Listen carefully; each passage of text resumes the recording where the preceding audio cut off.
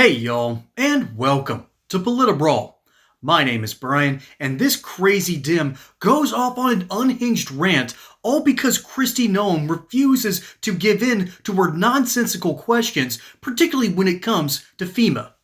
Let's dive in.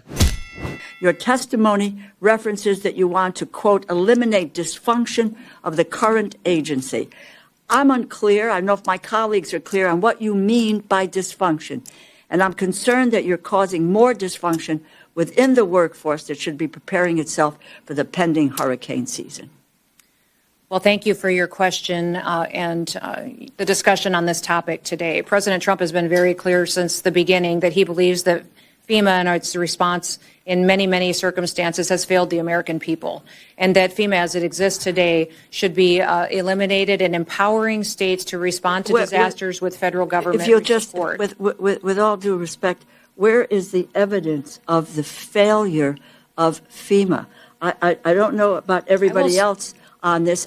My state, Connecticut, was hit very, very hard with Superstorm Sandy. Every community in some way or another has been hit by that. And the FEMA on the ground, people come in, work with the families, deal with getting the funding out. Where is the evidence of the failure of FEMA? Congresswoman, we still have claims open from Hurricane Katrina. We have fire claims that are still unpaid to people who said they were due them 7 to 8 to 10 years old. They have never been paid by FEMA. So one of the worst things that the federal government can do is to stand up in front of the American public and say, we will be there, we will walk alongside you in the most horrible time of your life, and then never follow through on it. Well, what the president has said is he's sick and tired of federal agencies that pick and choose who wins and who loses. He wants to make sure that the federal government's commitment, when it makes a commitment, that it follows through. So he's going to empower states. The federal government is abdicating its commitment to the American people who find themselves. Certainly under Joe Biden's administration. Let me just say this to you. The Office of Professional Responsibility.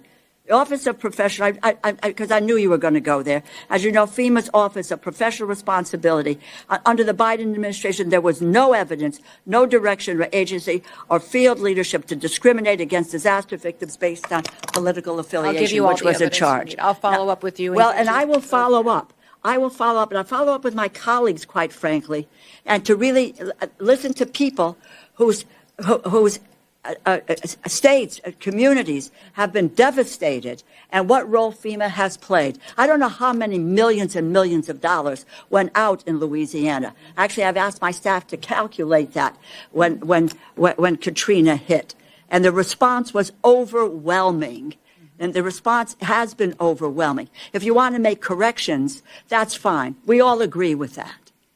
Yeah, we can point to thousands and thousands of if you wouldn't mind getting this committee, the information and the evidence where you talk about the dysfunction of the agency and where it has really failed, that would be important to those of us who are appropriating dollars. And I'm just going to make this flat out statement. You do not have, nor does the president have, the legal authority to abrogate what the Appropriations Committee appropriates. It's the power of the purse. It's in the Constitution. And I think if I heard right in the last couple of days, the president wasn't sure that we should abide by the Constitution. But we tried to abide by the Constitution, those of us who raised our right hand and said we will abide by the Constitution. There is no legal authority. There is no inherent authority to claim the appropriations funds can be used for other than what they were appropriated for. I don't know that you can. Basic questions from your agency on essential programs that the communities represent or rely on. You all can't. You should just say waste, fraud, abuse, and you think that covers it. Well, Madam Secretary, I will tell you it doesn't. We're going to challenge that, and you have no authority. References that we are operating under the authority that the Department of Homeland Security has. You have no authority to abrogate these funds. It's the prerogative of the Appropriations to make sure that they are being spent appropriately. The power of the purse resides here and not there. Keep it in mind because it is the Constitution of the United States. I'm Thank you. Very familiar. I'm happy to have this conversation take place off the clock. Normally in nature, anything sporting that color blue tends to be very, very toxic. And Representative DeLauro definitely represents that term here. She is going off the rails yelling, "You need to be more specific. We have the power of the purse. I'm in charge." Give me a break. Give me an absolute break.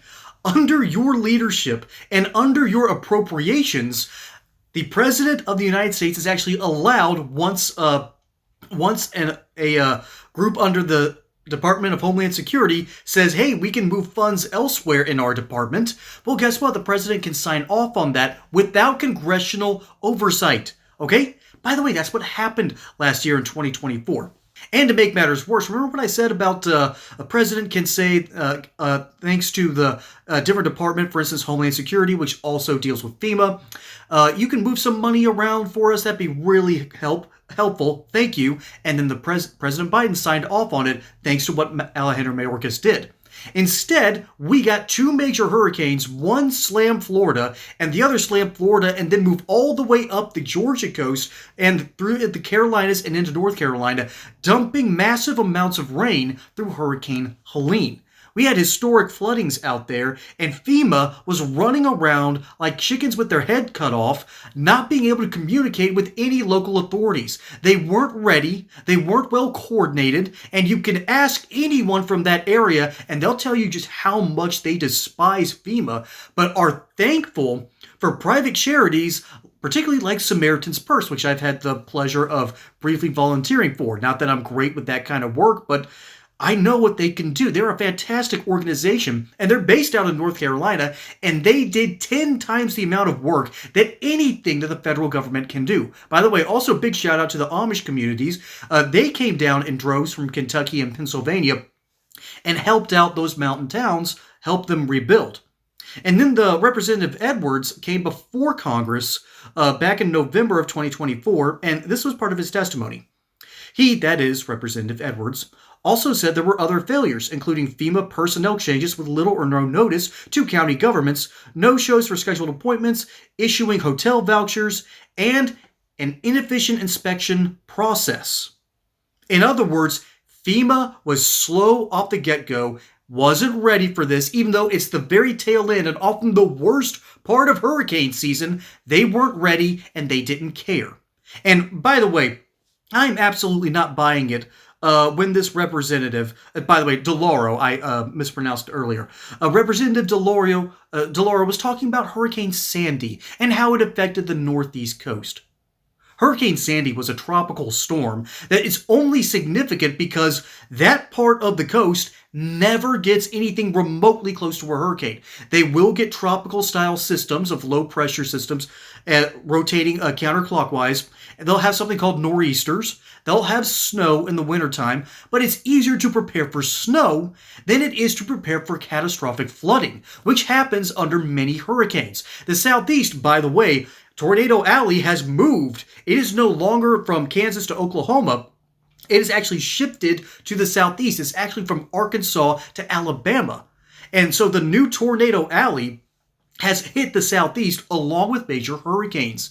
These are the areas that need FEMA the most. That in California, because, again, California can't govern itself anymore. But I am not buying it. When this representative has one hurricane in her lexicon, just one, I think she might be old enough to remember Hurricane Hazel from the 1950s that magically turned westward. Hurricanes aren't supposed to do that. And it hit the northeast coast.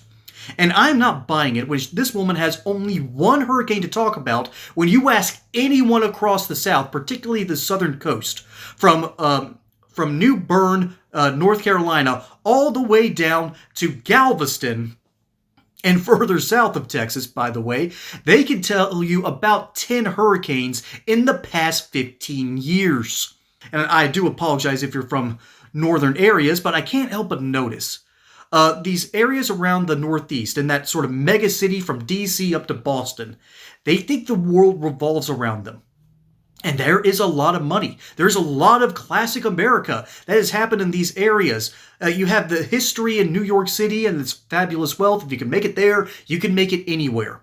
But if you can't get supplies in to the mountains of North Carolina because FEMA isn't doing their jobs, and yet other organizations, including the Amish, who are going there in horse and buggy, maybe, just maybe, you should not be the one to be asking about the dysfunction of FEMA. You are the last person to be asking about that. Whereas Kristi Noem has a little bit more history of actually dealing with that executive style leadership. And by the way, while we're on the topic of dysfunction, we do need to talk very briefly, and I'll end with this. It is better for an executive to talk about dysfunction because they're the ones actually having to make the phone calls. They're the ones calling the county commissioners, the mayors, the fire departments. It's not the representatives, although they do show up for their photo ops. They do testify before Congress. That is their job, by the way. But it's the executive that makes these big decisions, and it's Congress that should be collecting the information. And that is what Ms. DeLauro has refused to do because she doesn't want to hear the truth. Because under the Biden administration, FEMA got caught with their pants down after they sent more money down to the border because Mayorkas said, hurricane season is over. Hey, Joe, can you send some money elsewhere that should have been allocated for FEMA? So yeah, I'm sorry, Mrs. DeLauro, and your power of the purse. I don't believe you. And you don't believe you. You need this soundbite more than Kristi Noem does, and it's absolutely disgusting. Folks, my name is Brian. Hope you enjoyed that segment here on Politibrawl. Don't forget to like and subscribe. Catch you on the next one. Until then, y'all have a good one.